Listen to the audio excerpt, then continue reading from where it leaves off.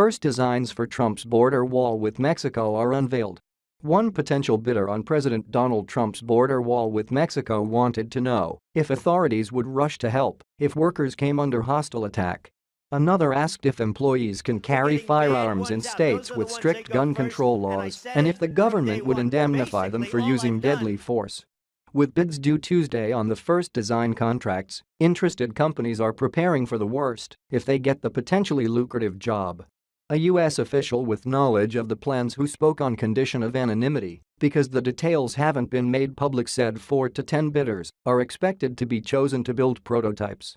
They will be constructed on a roughly quarter-mile, 400-meter strip of federally owned land in San Diego within 120 feet, 37 meters, of the border, though a final decision has not been made on the precise spot, the official said.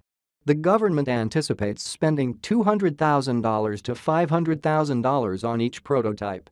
The process for bids and prototypes are preliminary steps for a project that will face deep resistance in Congress and beyond. Trump repeatedly said during the campaign that Mexico would pay for the wall, but he has since requested that Congress approve billions of dollars in U.S. taxpayer funds. Democrats vowed to oppose any wall funding, and many Republicans are also wary of his plans for a massive brick-and-mortar barrier. The Border Patrol and local police would establish a buffer zone around the construction site if necessary, the U.S. official said.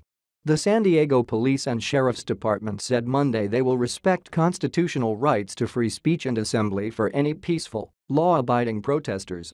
Enrique Morens, executive director of Border Angels, said his group plans to protest. There will be a lot of different activity, protests, prayer vigils, on both sides of the wall, said Morens, whose immigrant advocacy group is based in San Diego. We pray and hope that they're peaceful. Michael Evangelista Isasaga, chief executive of the Pena Group LLC, a general contractor in Fort Worth, Texas, said he has received about a dozen death threats since publicly expressing interest in bidding, including one from a woman who told him she hired a private investigator to trail him. Evangelista Isasaga said he bid, in part because he wants broad immigration reform. Securing the border, he said, is a prerequisite for granting a path to citizenship to millions in the U.S. illegally. We didn't enter this lightly, he said. We looked at it and said we have to be a productive part of the solution.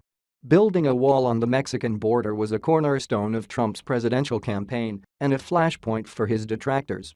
The multi-billion-dollar project along the 2,000-mile border has many outspoken critics, including the Roman Catholic Archdiocese of Mexico, which said last week that Mexican companies expressing interest were betraying their country.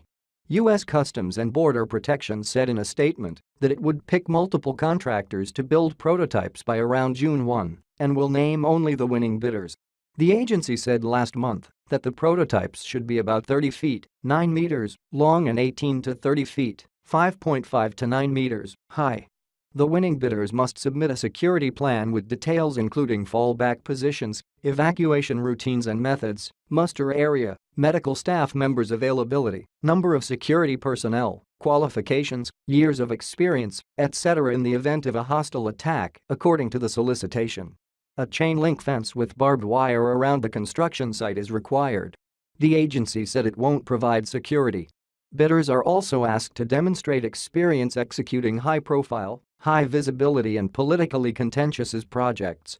The agency, responding to questions from companies on a website for government contractors, said the Border Patrol would respond as needed if there is a hostile attack, but companies were responsible for security.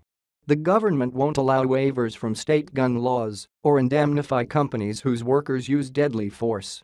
The website for contractors lists more than 200 companies that signed up for email notifications on the design contract, but it's unclear how many of those will apply. Bidders must have done border security or similar projects worth $25 million in the past 5 years to qualify. Ronald Colburn, Border Patrol Deputy Chief, when hundreds of miles of fences were built under President George W. Bush's administration, said companies should plan on training workers to know when to seek cover and stay put and when to retreat. Most of those organizations are probably fairly accustomed to that, said Colburn, who retired in 2009. Some of them may be learning for the first time that